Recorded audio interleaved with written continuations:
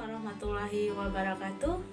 Hai teman-teman, perkenalkan nama saya Ainun, NIM S1 B019009, jurusan PIPS, Prodi Pendidikan Pancasila dan Kewarganegaraan, Fakultas Keguruan dan Ilmu Pendidikan Universitas Mataram.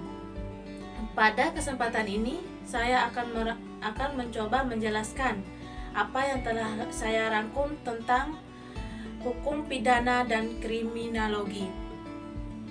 Baik, yang pertama yang akan saya jelaskan yaitu pengertian hukum pidana.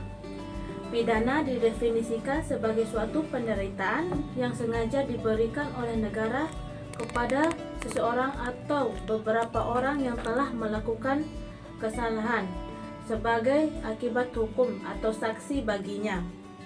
Asas perbuatan yang telah melanggar larangan hukum pidana dalam bahasa Belanda adalah strafrecht, sedangkan dalam bahasa Inggris adalah criminal law. Baik, pada kesempatan ini saya akan menjelaskan konsep dasar hukum pidana, yaitu yang pertama, pengertian hukum pidana. Pidana didefinisikan sebagai suatu penderitaan yang sengaja diberikan oleh negara kepada seseorang atau beberapa orang sebagai akibat hukum atau sanksi baginya atas perbuatan yang telah melanggar pelarangan hukum pidana. Saya akan menjelaskan poin kedua, yaitu tentang konsep dasar kriminologi. Yang pertama, pengertian kriminologi. Menurut Edwin Husserl, kriminologi adalah kumpulan pengetahuan yang membahas kenakalan remaja dan kejahatan sebagai gejala sosial. Sedangkan menurut Paul Molino, kriminologi merupakan ilmu pengetahuan yang mempelajari kejahatan sebagai masalah manusia. Sedangkan menurut Walter Rudolph, kriminologi adalah pemahaman ketentuan individu dalam tingkah laku di delinquent dan tingkah laku jahat dan pemahaman bekerjanya sistem peradilan pidana. Kemudian yang ke-B, tujuan kriminologi memiliki tujuan untuk memberikan pengetahuan kepada orang lain mengenai sebab seseorang melakukan kejahatan.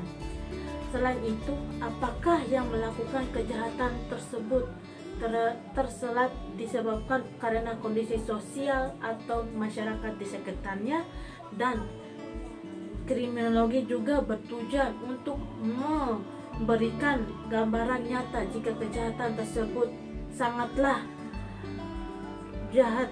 Tidak hanya itu, kriminologi bertujuan untuk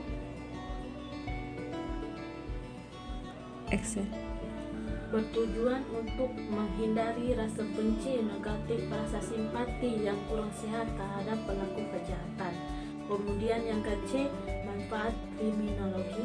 Menurut Paul Molino, bahwa dengan mempelajari kriminologi terutama untuk memperoleh pemahaman yang lebih baik terhadap penyimpangan norma-norma dan nilai baik yang diatur dalam hukum pidana maupun yang tidak diatur. Yaitu yang manfaat kriminologi terhadap ilmu hukum pidana, yaitu yang pertama, hasil penyelidikan kriminologi dapat membantu mengungkap kejahatan. Yang kedua, membantu untuk melakukan meminimalisir dalam produk peraturan perundang-undangan pidana. Kemudian yang ketiga, kriminologi juga khususnya kriminologi kritis, hasil penelitian dapat memperbaiki kinerja aparatur hukum serta melakukan perbaikan bagi undang-undang pidana itu sendiri. Pada kesempatan ini saya akan menjelaskan tentang konsep dasar hukum pidana, yaitu yang pertama, pengertian hukum pidana. Pidana didefinisikan sebagai suatu penderitaan yang disengaja yang diberikan oleh negara kepada seseorang atau beberapa orang sebagai akibat hukum atau sanksi baginya atas perbuatan yang telah melanggar larangan hukum pidana. Jadi, hukum pidana adalah hukum yang mengatur pelanggaran terhadap undang-undang, pelanggaran dan kejahatan terhadap kepentingan umum, dan barang siapa yang melakukan kejahatan yang dilarang dalam hukum pidana akan diancam dan dengan saksi pada pidana tersebut. Hukum pidana juga dapat diartikan sebagai keseluruhan dari peraturan-peraturan yang menentukan perbuatan pidana serta menentukan hukuman apa yang dapat dijatuhkan kepada pelanggar, hukuman yang dapat dijatuhkan. Hukum pidana juga dapat diartikan sebagai perbuatan apa yang dilarang dan termasuk ke dalam tindakan pidana serta menentukan hukuman apa yang dapat dijatuhkan kepada yang melakukannya. Sedangkan menurut Simon M. Holmes menyatakan bahwa yang dimaksud dengan hukum pidana adalah semua tindakan, keharusan, dan barang yang dibuat dan larangan yang dibuat oleh negara atau penegak hukum lainnya yang diancam dengan derita khusus yaitu pidana. Jadi dapat disimpulkan pengertian hukum pidana keseluruhan adalah keseluruhan peraturan-peraturan yang menentukan. Jadi dapat disimpulkan pengertian hukum pidana adalah keseluruhan peraturan yang menentukan perbuatan di apa yang merupakan tindakan pidana dan hukuman apa yang dapat dijatuhkan terhadap yang melakukannya. Telah saya paparkan pengertian dari hukum pidana. Yang selanjutnya saya akan menjelaskan tentang fungsi hukum pidana, yaitu yang pertama secara umum, yaitu fungsi hukum pidana sama saja dengan fungsi hukum-hukum lain. Pada umumnya, karena untuk mengatur hidup dalam kemasyarakatan atau menyelenggarakan suatu tata dalam kemasyarakatan. Kemudian secara khusus, yaitu melindungi suatu kepentingan hukum terhadap perbuatan-perbuatan yang melanggar dengan suatu sanksi atau hukuman yang berupa pidana yang telah ditetapkan oleh undang-undang dan yang sifatnya lebih tajam daripada hukum-hukum lainnya. Kemudian yang ketiga yaitu sifat hukum pidana, yaitu bersifat publik. Hukum pidana menyangkut kepentingan anggota kemasyarakatan secara menyeluruh sebagai dampak dari tindak pidana atau kejahatan yang dilakukan oleh seseorang. Karena tindak pidana yang dilakukan yaitu narkoba memberi dampak pada kepentingan anggota masyarakat secara menyeluruh.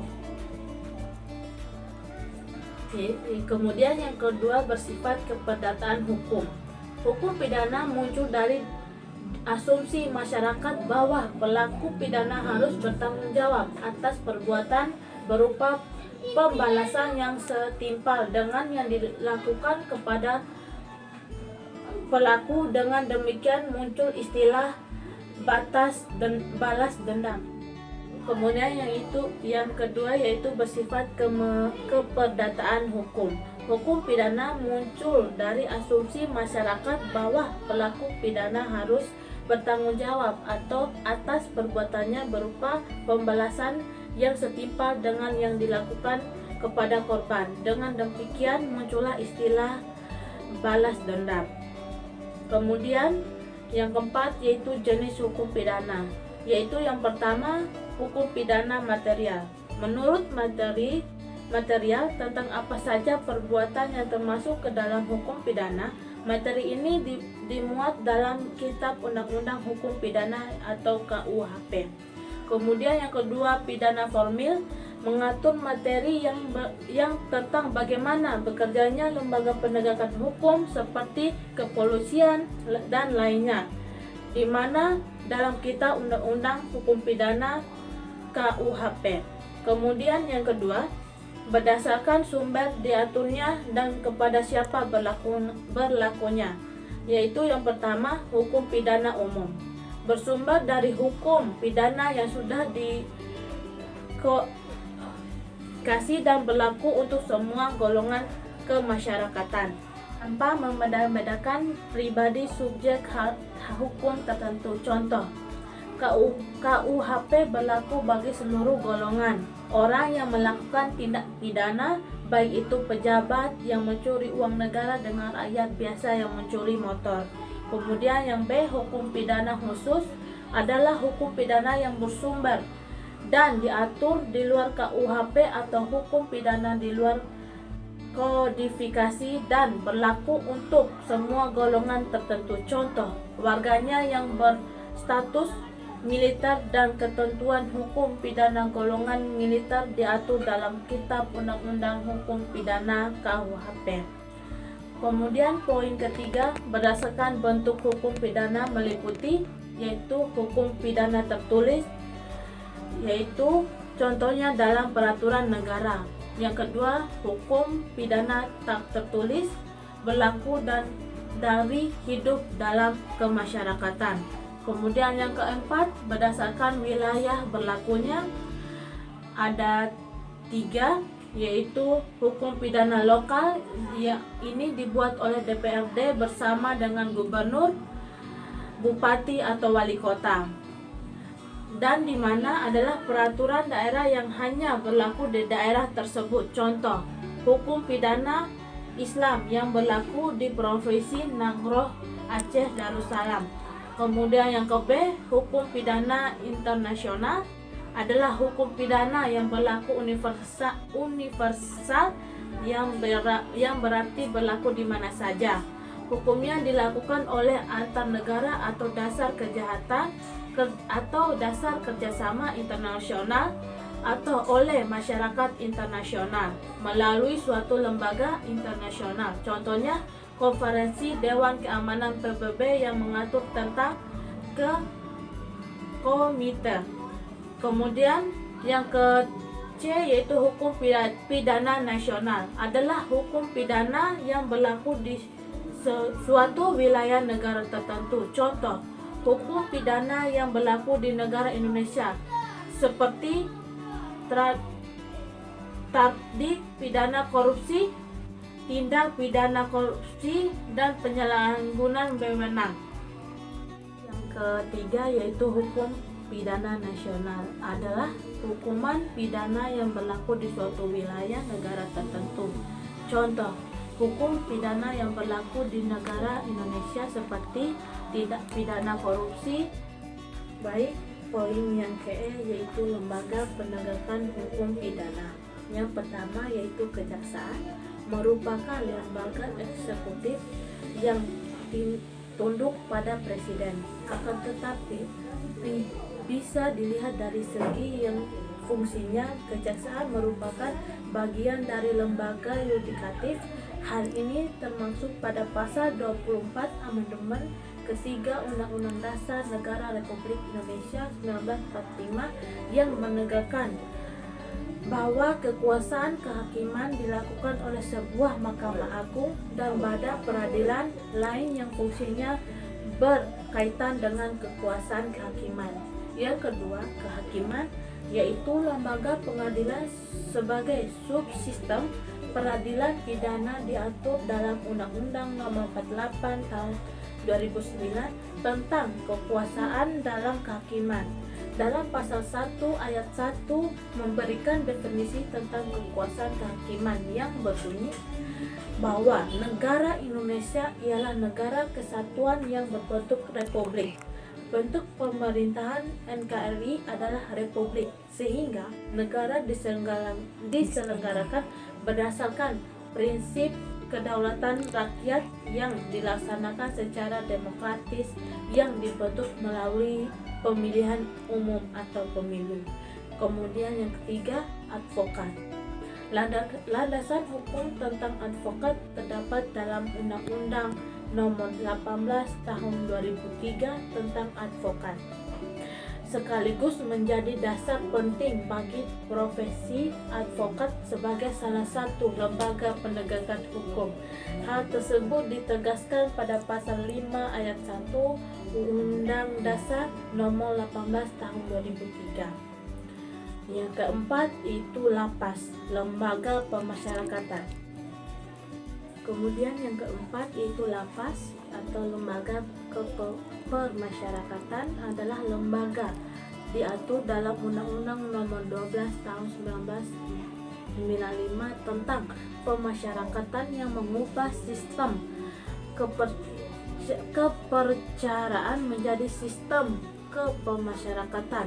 Sistem pemasyarakatan ini merupakan bagian dan rangkaian kejahatan penegakan hukum, oleh karenanya pelaksanaannya tidak dapat dipenuhi dari pengembang konsep untuk mengetahui pemindanaan.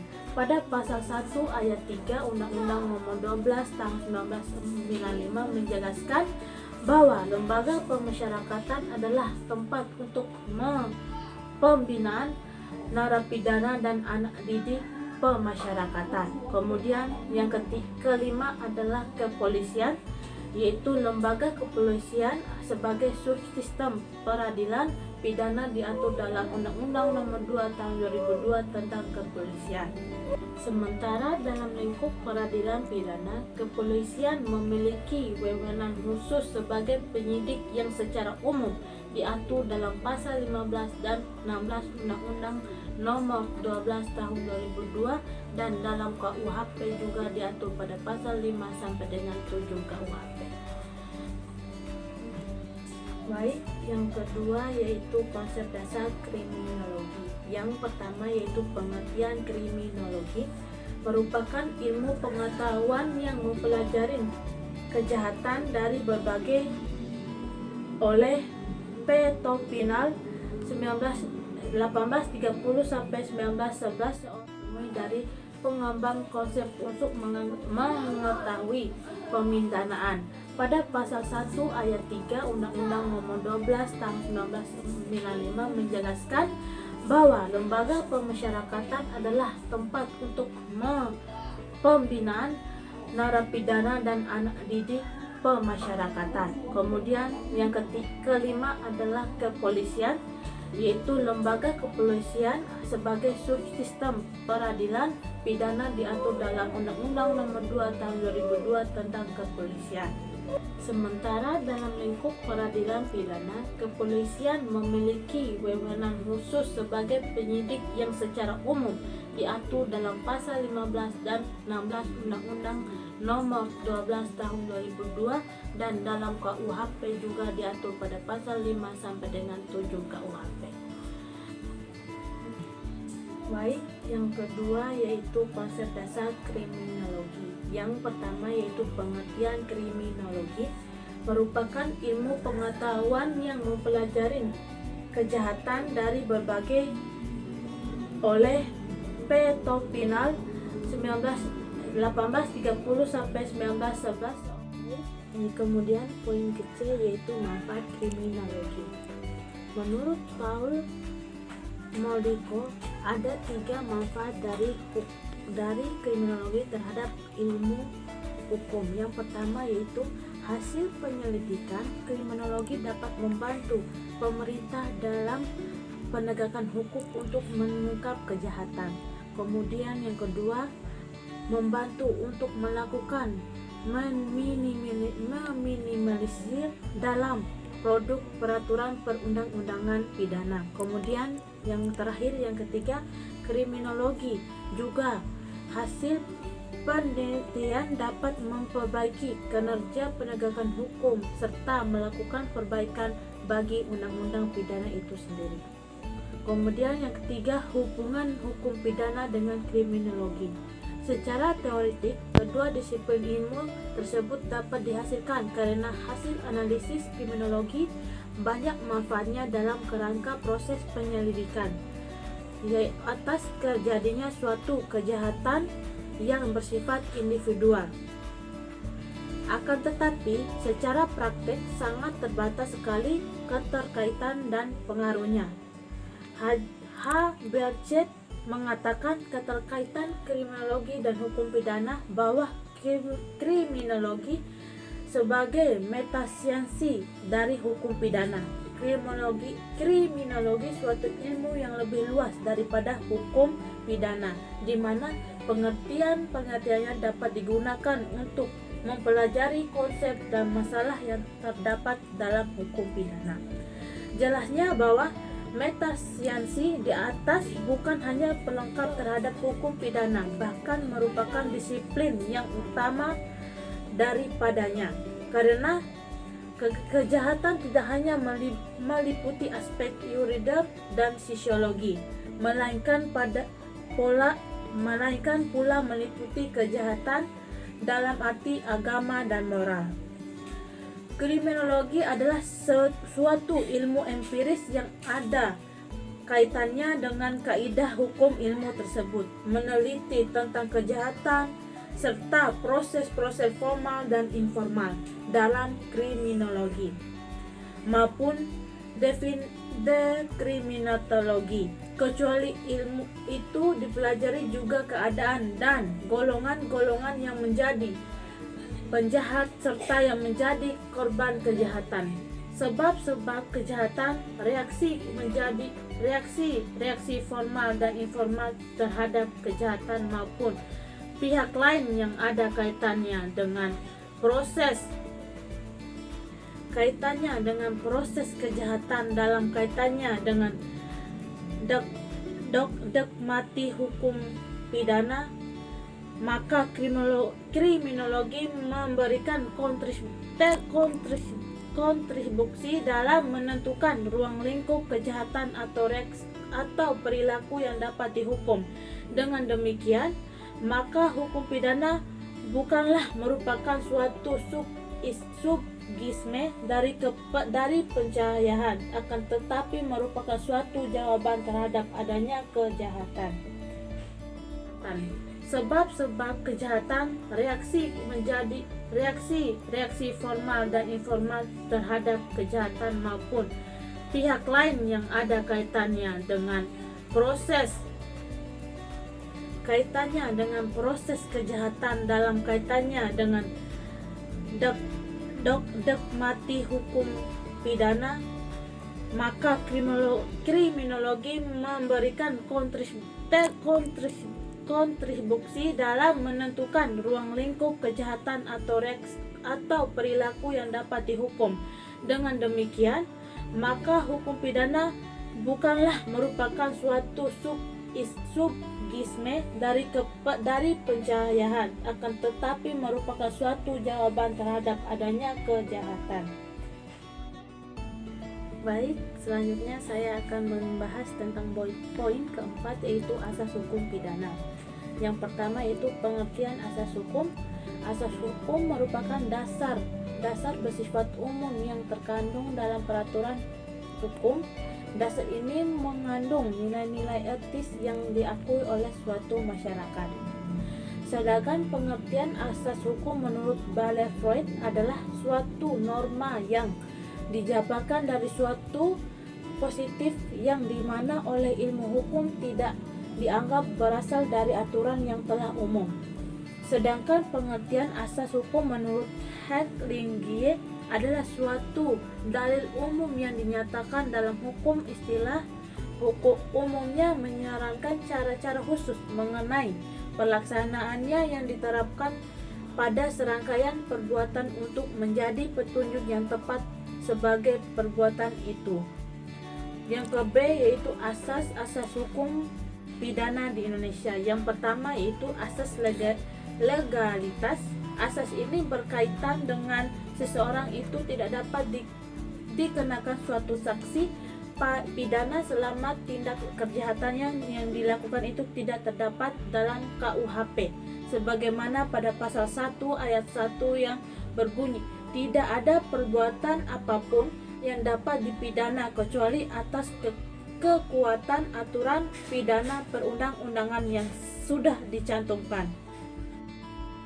Dari penjelasan tersebut di atas bahwa asas legalitas dalam pasal 1 ayat 1 KUHP yang mengandung 3 pokok pengertian, yaitu yang pertama, tidak ada suatu perbuatan yang dapat dipidana atau dihukum apabila perbuatan tersebut tidak dalam suatu peraturan perundang-undangan sebelumnya atau terlebih dahulu. Jadi harus ada aturan yang mengaturnya sebelum orang tersebut melakukan perbuatan. Kemudian yang ke-B, untuk menentukan adanya peristiwa pidana, delik atau tindak pidana tidak boleh menggunakan analogi.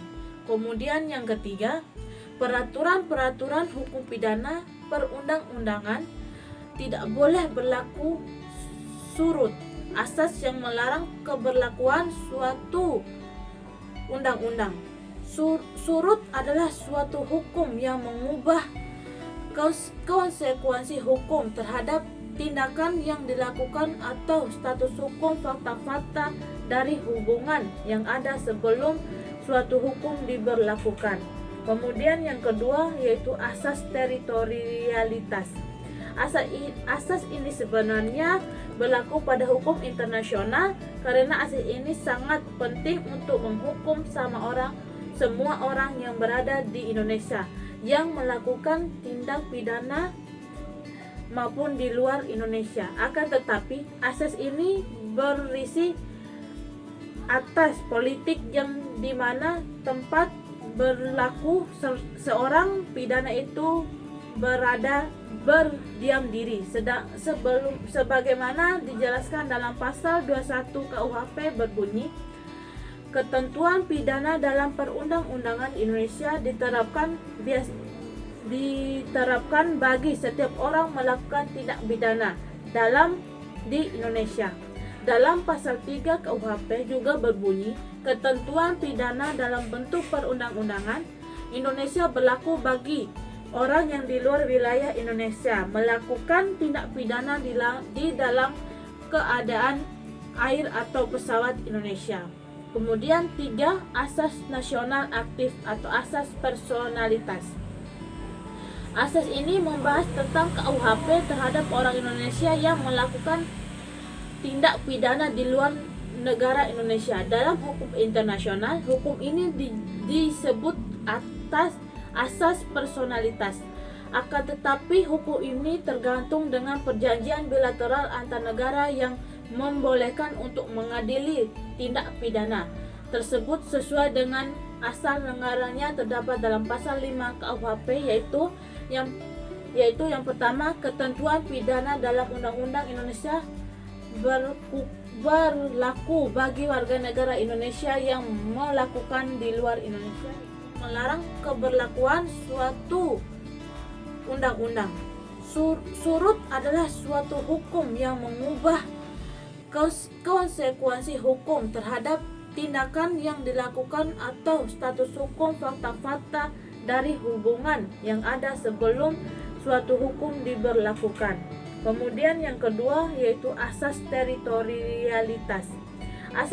Asas ini sebenarnya berlaku pada hukum internasional karena asas ini sangat penting untuk menghukum semua orang yang berada di Indonesia yang melakukan tindak pidana maupun di luar Indonesia. Akan tetapi asas ini berisi atas politik yang dimana tempat berlaku seorang pidana itu berdiam diri, sebagaimana dijelaskan dalam pasal 21 KUHP berbunyi, ketentuan pidana dalam perundang-undangan Indonesia diterapkan bagi setiap orang melakukan tindak pidana di Indonesia. Dalam pasal 3 KUHP juga berbunyi, ketentuan pidana dalam bentuk perundang-undangan Indonesia berlaku bagi orang yang di luar wilayah Indonesia melakukan tindak pidana di dalam keadaan air atau pesawat Indonesia. Kemudian 3, asas nasional aktif atau asas personalitas. Asas ini membahas tentang KUHP terhadap orang Indonesia yang melakukan tindak pidana di luar negara Indonesia. Dalam hukum internasional, hukum ini disebut atas asas personalitas. Akan tetapi hukum ini tergantung dengan perjanjian bilateral antar negara yang membolehkan untuk mengadili tindak pidana tersebut sesuai dengan asal negaranya terdapat dalam pasal 5 KUHP, yaitu yang pertama, ketentuan pidana dalam Undang-Undang Indonesia berlaku bagi warga negara Indonesia yang melakukan di luar Indonesia, yaitu yang pertama, suatu kejahatan yang tersebut dalam pasal 5 KUHP, yaitu yang pertama, ketentuan pidana dalam Undang-Undang Indonesia berlaku bagi warga negara Indonesia yang melakukan di luar Indonesia, yaitu yang pertama, suatu kejahatan yang tersebut dalam bab 1 dan bab buku kedua dan dalam pasal-pasal 160, 161, 240, 279, 450 dan 451. Yang ke B, suatu perbuatan terhadap suatu yang dibanding sebagai kejahatan menurut ketentuan pidana dalam undang-undang negeri tempat perbuatan itu dilakukan. Kemudian yang kedua, penentuan terhadap suatu perbuatan yang dimaksud pada huruf B boleh juga dilakukan jika tersangka baru menjadi warga negara Indonesia setelah melakukan perbuatan itu. Baik, yang keempat yaitu asas nasional pasif atau asas perlindungan. Asas ini memberlakukan KUHP terhadap siapapun, baik warga negara Indonesia ataupun warga negara asing yang melakukan perbuatan tindak pidana di luar negara Indonesia. Sepanjang perbuatan tersebut melanggar kepentingan negara Indonesia, terdapat dalam pasal 4 KUHP, ketentuan pidana dalam perundang-undangan Indonesia ditegaskan bagi setiap orang yang melakukan di luar Indonesia. Kemudian asas universalitas. Asas ini biasanya berkaitan dengan asas kemanusiaan. Dalam arti si pelaku tindak pidana ini akan dikenakan pidana yang berlaku dengan tempat atau di mana ia berhenti seperti tindak pidana terorisme yang dimana kasus ini telah melibatkan semua negara atau semua negara bersepakat jika hal yang demikian itu merupakan tindak pidana. Kemudian yang keenam, asas tidak ada hukuman tanpa kesalahan. Asas ini mempunyai makna yang sama dengan makna asas legalitas itu sendiri, sehingga asas ini dibekukan kedaulatan satu asas yang fundamental, yaitu menjadi asas legalitas, asas tiada pidana tanpa kesalahan, atau asas kesalahan mengandung pengertian bahwa seseorang yang telah melakukan perbuatan yang bertentangan dengan peraturan hukum pidana yang berlaku tidak dapat dipidana oleh karena ketiadaan kesalahan dalam perbuatan tersebut. Asas ini termanifestasikan dalam pasal 6 ayat 2 Undang-Undang Dasar Nomor 48 Tahun 2009 tentang kekuasaan kehakiman yang menentukan bahwa tidak seorang pun dapat dijatuhi pidana kecuali apabila pengadilan karena alat pembuktian yang sah menurut undang-undang mendapat keyakinan bahwa seseorang yang dianggap dapat bertanggung jawab telah bersalah atas perbuatan yang dilakukan. Termanifestasikan dalam pasal 6 ayat 2 Undang-Undang Dasar Nomor 48 Tahun 2009 tentang kekuasaan kehakiman yang menentukan bahwa tidak seorang pun dapat dijatuhi pidana kecuali apabila pengadilan karena alat pembuktian yang sah menurut undang-undang mendapat keyakinan bahwa seseorang yang dianggap dapat bertanggung jawab telah bersalah atas perbuatan yang dilakukan. Selanjutnya saya akan menjelaskan poin ketiga, yaitu implementasi asas hukum pidana dalam pasal yang ada di KUHP, yaitu yang pertama asas legalitas. Asas ini terimplementasi dari pasal 1 ayat 1 KUHP. Hal ini dapat dicermati dan dari isi substansi pasal tersebut, yaitu tidak suatu perbuatan boleh dihukum melainkan atas keterkaitan pidana dalam undang-undang yang ada terdahulu dan pada perbuatan itu pasal 1 ayat 1 KUHP. Yang kedua, asas ketentuan yang menguntungkan bagi tersangka. Asas ini terimplementasi dalam pasal 1 ayat 2 KUHP. Hal ini dapat dicermati dari isi substansi pasal tersebut, yaitu bila mana ada perbuatan dalam perundang-undangan, sesudah perbuatan itu dilakukan, maka terhadap tindakan terdahulu diterapkan ketentuan yang paling menguntungkan. Kemudian yang ketiga, asas teritorial, yaitu asas ini terimplementasi dalam pasal 2 ayat 2 KUHP. Hal ini dapat diamati dari substansi pasal tersebut, yaitu ketentuan pidana menurut Undang-Undang Indonesia dapat diberlakukan terhadap setiap orang yang bersalah telah melakukan suatu tindakan pidana di dalam Indonesia. Kemudian yang keempat, asas personalitas. Asas personalitas terimplementasi dalam pasal 5 KUHP yang isinya sebagai berikut. Yang pertama, ketentuan pidana dalam Undang-Undang Indonesia berlaku bagi warga negara Indonesia yang di luar Indonesia melakukan salah satu kejahatan. Yang kedua, salah satu tindakan yang menurut ketentuan pidana dalam Undang-Undang Indonesia dipandang sebagai kejahatan, dan menurut undang-undang negara di mana tindakan ini dilakukan diancam dengan hukuman pidana. Kemudian poin kedua yaitu penentuan periksaan sebagai dimaksud pada sub poin B, yaitu dapat juga dilakukan bila mana tersangka menjadi warga negara Indonesia setelah pasal 5 ayat 1 dan 2 KUHP. Kemudian yang kelima yaitu asas perlindungan atau nasional pasif, terimplementasi dalam pasal 4 KUHP, yaitu ketentuan pidana dalam perundang-undangan Indonesia diterapkan bagi setiap orang yang melakukan di luar Indonesia. Melakukan yang pertama salah satu kejahatan berdasarkan pasal-pasal 104, 106, 107, 108, dan 131. Yang kedua, suatu kejahatan mengenai mata uang atau uang kertas yang dikeluarkan oleh negara atau bank.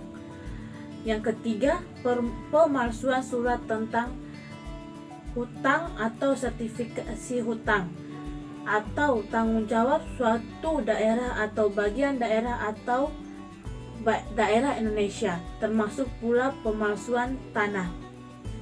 Kemudian yang keempat yaitu salah satu kejahatan yang disebut dalam pasal 438,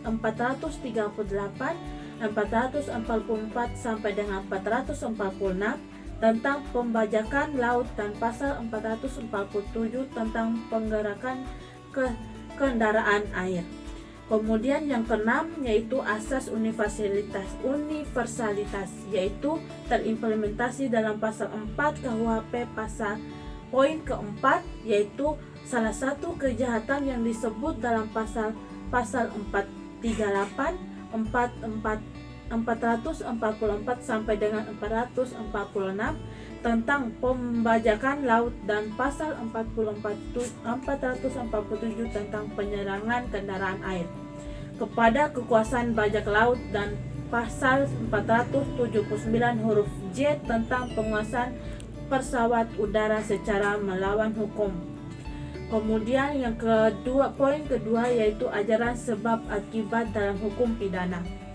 Yang pertama yaitu pengertian ajaran sebab akibat adalah suatu ajaran yang berusaha untuk mencari jawaban dari masalah akibat tindak pidana.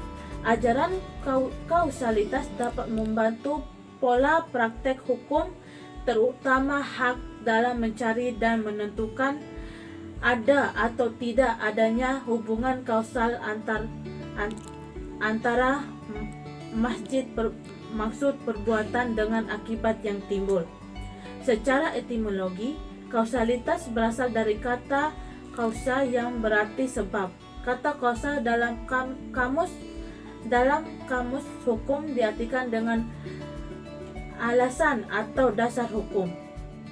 Terimplementasi dalam pasal 4 KUHP yaitu ketentuan pidana dalam perundang-undangan Indonesia diterapkan bagi setiap orang yang melakukan di luar Indonesia.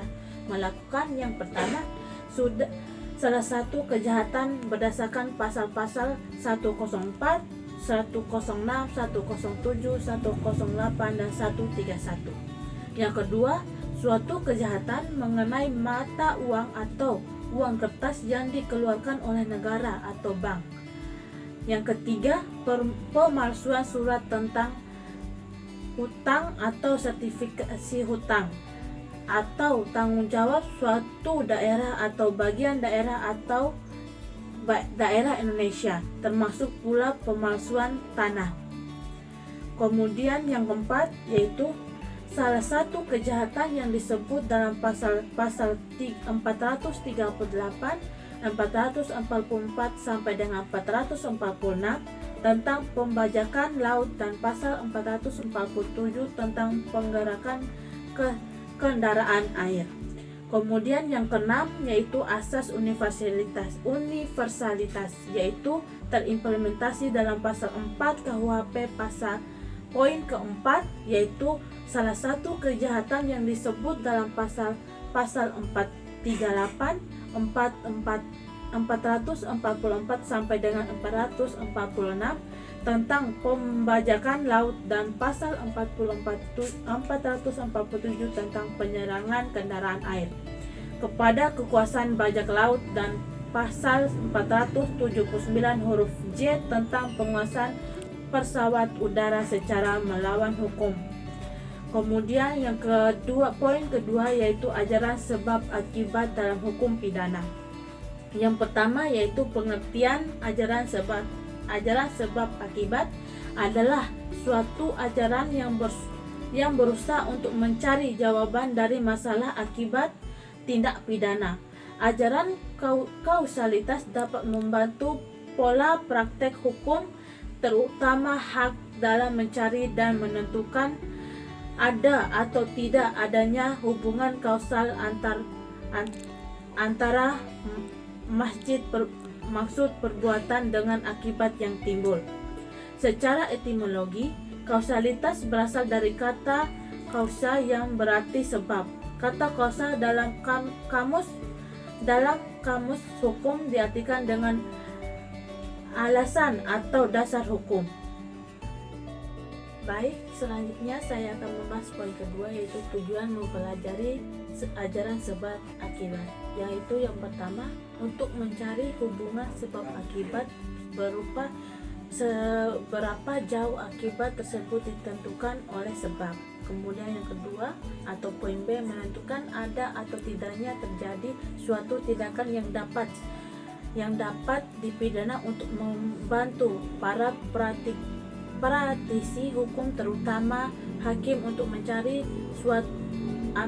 jawaban dari masalah akibat tindak pidana. Kemudian poin C yaitu untuk dapat menentukan siapa yang harus bertanggung jawab atas suatu akibat tertentu berupa suatu tindak pidana. Yang ketiga yaitu hubungan kausal antara sebab dengan akibat, yaitu hubungan keterkaitan atau ketergantungan dari dua realitas, konsep, gagasan, ide, atau permasalahan.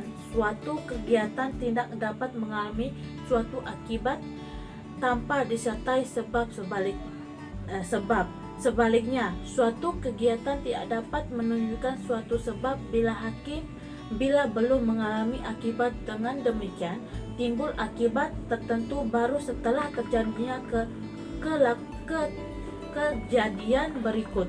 Dalam teori-teori kausalitas menurut para sarjana hukum, yaitu yang pertama yaitu teori syarat.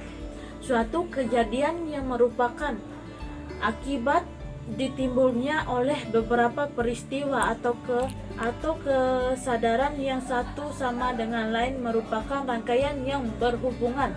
Dengan kata lain, bahwa suatu peristiwa yang jika ditindakan maka akan dapat dibayangkan akan terjadi akibat. Karena setiap peristiwa yang mendahului dianggap sama nilainya sebagai sebab dari ditimbulkannya akibat, maka teori ini disebut juga dengan teori sama nilai. Kemudian yang kedua, teori khusus. Sebab dibatasinya dengan suatu atau beberapa peristiwa saja yang dianggap yang sepadan, paling dekat atau seimbang dengan terjadinya akibat. Tidak sama sebab dapat menimbulkan akibat, hanya sebab yang saling dekat dengan timbulnya akibat. Kemudian yang ketiga, teori ini membantu penelitiannya pada fakta sebelum delik terjadi, yaitu pada fakta yang umumnya menurut perhitungan yang banyak yang layak dapat menimbulkan akibat untuk pengertian yang layak itu sendiri. Telah menimbulkan beberapa teori baru, yaitu ada 3, yaitu pada fakta sebelum delik terjadi, yaitu pada fakta yang umumnya menurut perhitungan yang banyak yang layak dapat menimbulkan akibat untuk pengertian yang layak itu sendiri. Telah menimbulkan beberapa teori baru, yaitu ada 3, yaitu yang pertama, oleh karena menurut Van Kries yang menjadi sebab dari rangkaian faktor-faktor yang berhubungan dengan terwujudnya delik, hanya satu sebab saja yang dapat diterima, yaitu sebelumnya telah dapat ditentukan oleh si pembuat. Kemudian yang B, teori objektif dari adalah faktor objektif yang dirahasiakan dan dirangkaikan dengan faktor-faktor yang berkaitan dengan terwujudnya delik setelah delik itu terjadi. Jadi akibat itu maka bagaimanapun tetap terjadi dengan cara mengikat keadaan-keadaan objektif yang ada pada saat sesudah terjadinya delik. Kemudian yang 3, teori adekuat dari Tranger. Menurut Tranger bahwa di akibat delik haruslah Inhalt Argument von Jember, yang artinya adalah pada umumnya dapat disadari sebagai sesuatu yang mungkin sekali dapat terjadi. Teori tersebut diberi kombinator oleh Van Bervel bahwa yang disebab dengan lain katakan von Jember ialah enhancement, yang artinya adalah yang disertai sebagai suatu yang sangat mungkin dapat terjadi. Baik, yang keempat yaitu rumusan sebab akibat dalam KUHP, yaitu yang pertama atau rumusan akibat sebab dirumuskan sebagai pasal 358 KUHP, yaitu mereka yang sangat turut serta dalam penyerangan atau perkelahian di mana terlibat beberapa orang selain tanggung jawab sekaligus masing-masing terhadap apa yang khusus dilakukan olehnya diancam, yaitu 1 dengan pidana penjara paling. Selanjutnya saya akan membahas poin keempat, yaitu rumusan sebab akibat dalam KUHP, yaitu yang ke poin A, yaitu rumusan sebab akibat dirumuskan sekaligus pasal 358 KUHP. Mereka yang sengaja turut serta dalam penyerangan atau perkelahian di mana terlibat beberapa orang selama tanggung jawab masing-masing terhadap apa yang khusus dilakukan darinya diancam, yaitu yang pertama dengan pidana penjara paling lama 2 tahun 8 bulan jika terlibat penyerangan atau perkelahian. Kemudian yang kedua dengan pidana penjara paling lama 4 tahun jika diakibatnya ada yang mati. Kemudian isi pasal 358 KUHP menunjukkan adanya sebab akibat dalam pasal tersebut, yaitu sengaja turut dalam perkelahian. Selanjutnya rumusan akibat dalam pasal tersebut adalah luka berat dan ada yang mati. Kemudian yang poin ke B, yaitu akibat dirumuskannya secara jelas, yaitu pasal 194 di KUHP jika perbuatan itu mengakibatkan orang mati yang bersalah diancam dengan pidana penjara seumur hidup atau pidana penguasaan selama waktu tertentu paling lama 20 tahun. Isi pasal ini menunjukkan adanya rumusan akibat sebab, yaitu menimbulkan bahaya bagi lalu lintas umum. Kemudian saya akan menjelaskan poin C, yaitu penyebab dirumuskan secara jelas, yaitu pasal 351 KUHP, yaitu penganiayaan diancam dengan pidana penjara paling lama 2 tahun di 8 bulan atau pidana paling banyak Rp4.500. Isi pasal 351 KUHP sebagaimana di atas menunjukkan adanya rumusan penyebab yang jelas, yaitu penganiayaan. Kemudian poin D, yaitu sebab atau kasus dirumuskan berupa suatu tindakan bertemu tanpa masyarakat timbul akibatnya, yaitu pasal 122 KUHP, yaitu diancam dengan pidana penjara paling lama 7 tahun. Barang siapa dalam masa perang dengan sengaja melanggar aturan yang dikeluarkan dan diminimalkan. Baik, yang ke poin D, yaitu sebab kasus dirumuskan berupa suatu tindakan tertentu tanpa masyarakat timbul akibatnya, yaitu pasal 122 KUHP, yaitu diancam dengan pidana penyerangan paling lama 7 tahun barang siapa dalam masa perang dengan sengaja melanggar aturan yang dikeluarkan dan diumumkan oleh pemerintah guna keselamatan negara.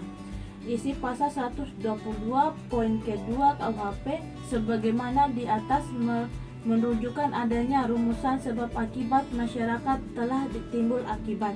Kemudian poin E, yaitu akibat dirumuskan berupa suatu kenyataan tertentu tetapi menentukan suatu kelakuan atau tindakan tertentu sebagai penyebabnya. Pasal 359 KUHP, barang siapa karena kesalahannya menyebabkan orang lain diancam dengan pidana penjara. Baik, yaitu poin ketiga, akibat dirumuskan berupa suatu kenyataan tertentu tanpa menentukan suatu kelakuan atau tindakan tertentu sebagai penyebabnya. Pasal 359 KUHP, barang siapa karena kesalahannya menyebabkan orang lain mati diancam dengan pidana paling lama 5 tahun atau atas pidana kurungan palingan. Pasal 360 KUHP, yaitu barang siapa karena kesalahannya menyebabkan orang lain mati. Kemudian yang kelima yaitu implementasi ajaran sebab akibat dalam praktek hukum. Implementasi ajaran sebab akibat dalam praktek umum sangat terkait dengan peranan hakim dalam pengambilan keputusan. Karena dalam pengambilan keputusan seorang hakim selalu dihubungkan dengan ajaran sebab akibat. Hal ini sesuai dengan pendapat Effendi 2014 yang mengemukakan bahwa pekerjaan hukum menjadi lelah mudah dengan perkembangan ilmu pengetahuan dan teknologi. Sebagai contoh, dalam pembaruan dapat dilakukan pengusiran secara laboratorium. Sebagai contoh, dalam perbuatan dapat dilakukan dengan secara laboratorium forensik. Apa yang menjadi sebab? Artinya seseorang apakah karena sakit atau dengan peranan hakim. Ada 5 macam aliran dalam rangka perkembangan hukum, yaitu yang pertama aliran legislan. Pandangan aliran ini adalah hakim hanya menerapkan undang-undang karena undang-undang dipandang sudah lengkap. Kemudian yang kedua aliran background jurisprudence, yaitu pandangan aliran ini adalah undang-undang itu tidak lengkap, yaitu yang lengkap adalah hukum. Di sini mulai diperluas tegas hakim dan para jurnalis, yaitu dengan menggunakan legislatio expansium yang maksudnya hakim dapat memperluas undang-undang dengan menggunakan logikanya. Yang kemudian yang ketiga, aliran fairness, leher dan interference jurisprudence adalah aliran ini peranan hakim diperluas lagi karena kepadanya dipercaya untuk menerapkan hukum. Kemudian yang keempat, aliran sosiologis. Aliran ini bermaksud memberikan objektif racun, yakni pemecahan atau pelaksanaan perundang-undangan terhadap penegakan hukum antara ketentuan undang-undang terhadap kesadaran hukum masyarakat. Kemudian yang kelima, pandangan aliran ini adalah hakim diberikan peran yang semakin luas, yaitu bahkan hakim harus juga menentukan dan menciptakan hukum selain dari tugas penerapan undang-undang. Baik, selanjutnya saya akan membahas tentang perbuatan pidana, yaitu yang pertama, pengertian perbuatan pidana adalah pembentuk undang-undang menggunakan istilah Strafrecht untuk menyebut perbuatan hukum. Di dalam kitab undang-undang hukum pidana KUHP tanpa memberikan penjelasan mengenai apa yang sebenarnya dimaksud dengan istilah Strafrecht tersebut. Dalam bahasa Belanda berarti sebagian dari satu kenyataan atau dalam bahasa harfiah kata Strafrecht dapat diterjemahkan sebagai bagian dari suatu kenyataan yang dapat dihukum. Pengertian tersebut tentunya kuranglah tepat karena yang dapat dihukum sesungguhnya adalah manusia sebagai pribadi dan bukan kenyataan. Kemudian menurut Pompe, kata Strafrecht secara teoritis dapat dirumuskan sebagai pelanggaran hukum yang dengan sengaja ataupun tidak disengaja telah dilakukan oleh seseorang, di mana kejahatan hukuman terhadap pelaku tersebut adalah perlu demi terpeliharanya tertib hukum. Selanjutnya saya akan membahas poin B, yaitu unsur-unsur subjektif perbuatan pidana, yaitu yang pertama, kesengajaan atau ketidaksengajaan. Kemudian yang kedua, maksud atau renoven pada suatu percobaan atau passing seperti yang dimaksud di dalam pasal 53 ayat 1 KUHP. Kemudian yang ketiga, macam-macam maksud. Kemudian yang keempat, merencanakan terlebih dahulu akan perbuatan yang terdapat di dalam kejahatan perbuatan hukum. Kemudian yang kelima, perasaan takut atau fresh seperti yang antara lain terdapat di dalam rumusan tindak pidana menurut pasal 308 KUHP. Kemudian poin kecil yaitu unsur-unsur objektif perbuatan hukum, yaitu yang pertama, sifat melanggar hukum. Kemudian yang kedua, kualitas dari si pelaku. Kemudian yang ketiga, kausalitas yakni hubungan antara suatu tindakan sebagai penyebab dengan suatu kejahatan sebagai akibat. Baik, selanjutnya saya akan membahas tentang percobaan pidana, yaitu yang pertama, pengertian percobaan dalam hukum pidana, yaitu dalam hukum percobaan adalah suatu pengertian teknik yang memiliki banyak segi atau perbedaan dengan arti kata bahwa umumnya adalah apabila dalam hukum diancamkan hal percobaan berarti tujuan yang dikejar tidak tercapai, unsur tercapai tidak ada, namun tidak menjadi persoalan. Dalam pengertian sehari-hari yang disebut dengan percobaan yaitu kesesuatu hal tetapi tidak sampai pada hal yang dituju. Contoh yang pertama, akan membunuh tetapi telah menyerang, akan tetapi orang yang diserang tidak sampai mati. Kemudian yang kedua, bermaksud mencuri barang tetapi barangnya tidak sampai tercuri. Berdasarkan contoh tersebut dapat dipahami bahwa percobaan adalah perilaku tindakan dari kejahatan yang telah dimulai tetapi tidak selesai. Dengan kata lain, percobaan adalah suatu permulaan pelaksanaan tindakan dari niat yang dinyatakan melakukan suatu kejahatan tertentu. Baik, selanjutnya saya akan membahas poin selanjutnya, yaitu tentang teori-teori percobaan dalam hukum pidana. Yaitu yang pertama yaitu teori subjektif. Penganut teori ini subjektif yaitu Van Humble. Pandangan teori ini adalah dasar patut dipidananya percobaan terletak pada sikap, batin atau watak yang berbahaya dari si pembuat atau si pelaku. Kemudian yang kedua, teori objektif.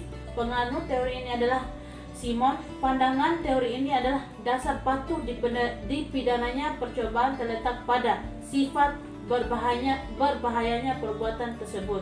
Teori objektif terbagi atas 3 macam, yaitu yang pertama teori objektif formil. Teori ini menitik beratkan pada sifat bahayanya perbuatan itu terhadap tata hukum. Menurut teori ini, suatu delik merupakan suatu rangkaian dari perbuatan-perbuatan yang terlarang. Dengan demikian, apabila seseorang melakukan perbuatan percobaan, berarti ia telah melakukan sebagian dari rangkaian delik yang terlihat itu. Ini berarti ia telah membahayakan tata hukum penganutnya. Kemudian yang ke B, teori objektif materi. Teori ini menitik beratkan pada sifat berbahayanya perbuatan. Kepentingan hukum penganutnya adalah Simon. Kemudian yang ke C, teori campuran. Teori ini melihat dasar patut dipidananya percobaan dari 2 segi, yaitu sikap berbuat yang berbahaya dan juga sikap berbahayanya perbuatan.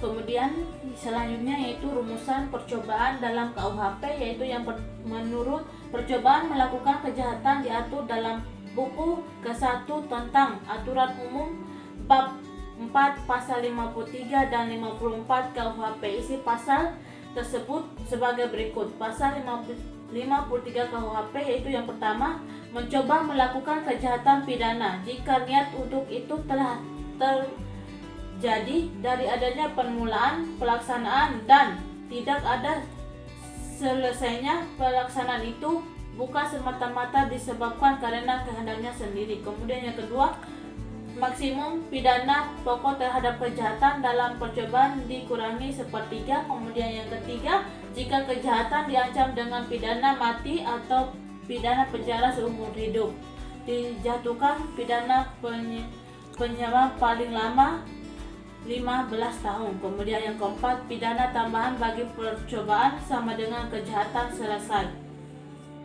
Baik, selanjutnya saya akan membahas tentang hukum pidana dalam KUHP, yaitu yang pertama pengertian hukuman.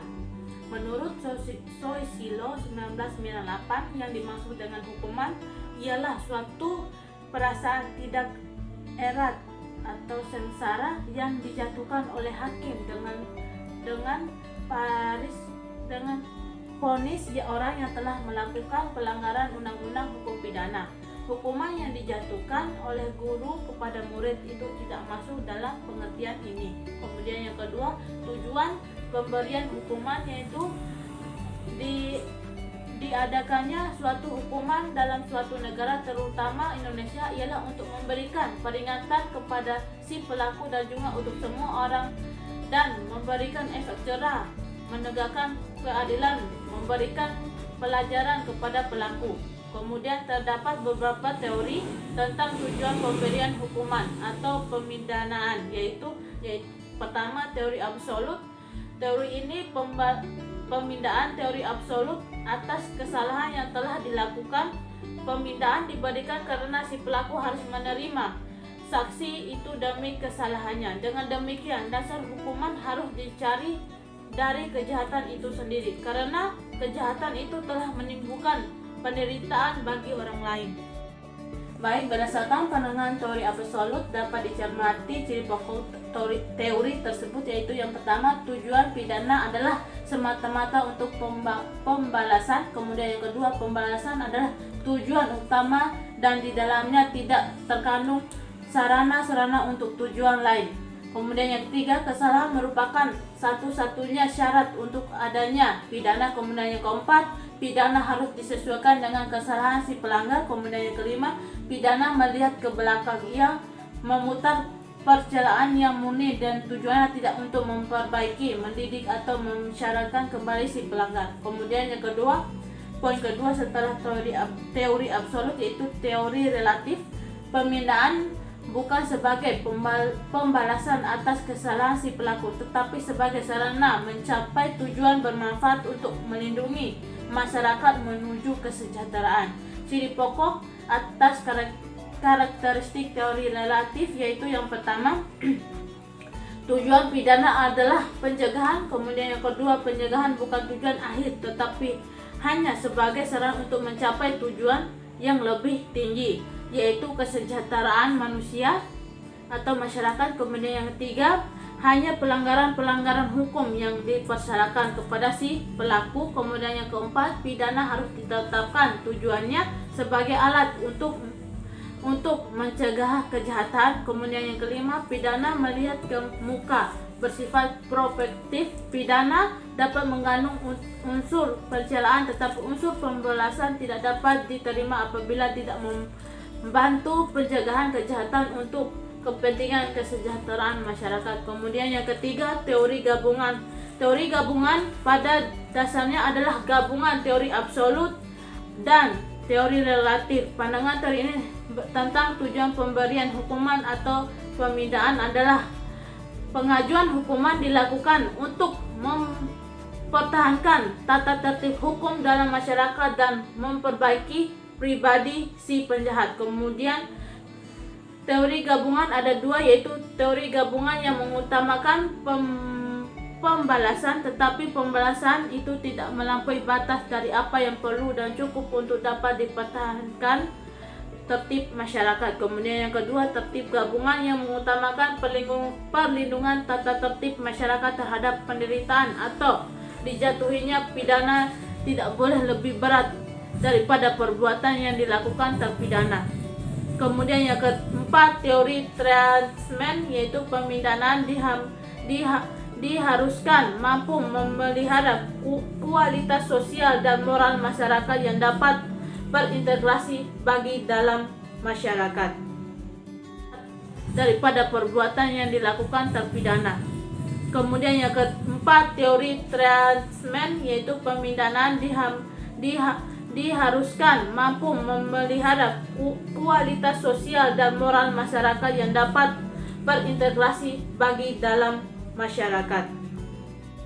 Baik, selanjutnya saya akan membahas tentang jenis-jenis hukuman pokok dalam KUHP. Dalam pasal 10 KUHP ditegaskan bahwa ada 5 jenis hukuman pokok, yaitu yang pertama, pidana mati adalah hukuman yang paling tinggi dari hukuman yang lain. Ada perbedaan terkait penerapan hukum mati, ada yang setuju dan tidak setuju, yaitu negara yang tidak setuju dengan hukuman mati adalah Jerman, Italia, dan Portugal. Dan yang setuju dengan hukuman mati adalah negara Indonesia, masih mengakui dan mencantumkan hukuman mati di dalam KUHP di Indonesia. Contoh pelaksanaan hukuman mati dilakukan terhadap Amroji CS yang merupakan pelaku bom Bali 1 yang meledak pada 12 Oktober 2002. Kemudian yang ke B, pidana penjara merupakan hukuman pokok di Indonesia sejak tahun 1918. Waktu itu mulai berlaku KUHP. Sebelum itu mereka biasanya dihukum dengan kerja paksa. Contoh, pidana penjara 7 tahun dan denda 300 juta terhadap Muhammad Nasruddin. Kemudian poin C, pidana kurungan adalah bentuk dari hukuman perampasan kemerdekaan terhukum, yaitu pemisahan si terhukum dan pergaulan hidup masyarakat ramai waktu tertentu, di mana sifatnya sama dengan hukuman penjara, yaitu merupakan perampasan kemerdekaan seseorang. Contoh ketentuan terkait hukuman kurungan sebagaimana di atas di dalam Undang-Undang Nomor 22 Tahun 2019 tentang lalu lintas dan angkutan jalan. Selanjutnya yaitu poin keempat, yaitu dijatuhkan terhadap delik ringan berupa pelanggaran atau kejahatan ringan. Oleh karena itu pidana dengan dapat merupakan satu-satunya pidana yang dapat dipatuhi oleh orang lain. Contohnya adalah pengemudi yang tidak membawa SIM atau STNK sehingga ditilang oleh polisi. Kemudian yang ke pidana tutupan mengungkapkan bahwa sepanjang sejarah perjuangan hakim di Indonesia pernah terjadi satu kali hakim menjatuhkan pidana tutupan putusan Mahkamah tentang Agung pada 21 Mei 1948. Yang selanjutnya itu jenis-jenis hukuman tambahan dalam KUHP, yaitu pencabutan hak-hak tertentu berdasarkan ketentuan pasal 35 ayat 1 KUHP, sebagaimana dapat dicermati bahwa hak-hak tertentu yang dapat dicabut sebagai bagian dari hukuman tambahan meliputi, yaitu yang pertama, hak memegang jabatan pada umumnya atau jabatan tertentu. Jabatan pada umumnya maksudnya adalah segala jabatan. Kemudian yang ke-B, hak memasuki angkatan bersenjata. Kemudian yang ke-C, hak memilih dan dipilih. Kemudian yang ke-D, hak menjadi penasihat hukum. Kemudian yang ke-E, hak menjadi hukum kekuasaan bapak. Kemudian yang ke-F, hak meyakinkan mata pencarian tertentu. Kemudian poin kedua yaitu perampasan barang-barang tertentu. Maksudnya adalah barang-barang yang diperoleh dari hasil kejahatan atau barang yang digunakan untuk kejahatan, sebagaimana diatur dalam pasal 39 KUHP. Kemudian poin ketiga yaitu pengumuman putusan hakim. Mengemukakan bahwa semua putusan hakim adalah harus sudah diucapkan dalam sidang terbuka untuk umum, tetapi sebagai hukuman tambahan, putusan ini dengan istimewa disiarkan sejelas-jelasnya dengan cara ditentukan oleh hakim. Sekian dari saya. Apabila ada salah dan kekurangan mohon dimaafkan. Wabillahi taufiq wal hidayah. Wassalamualaikum warahmatullahi wabarakatuh.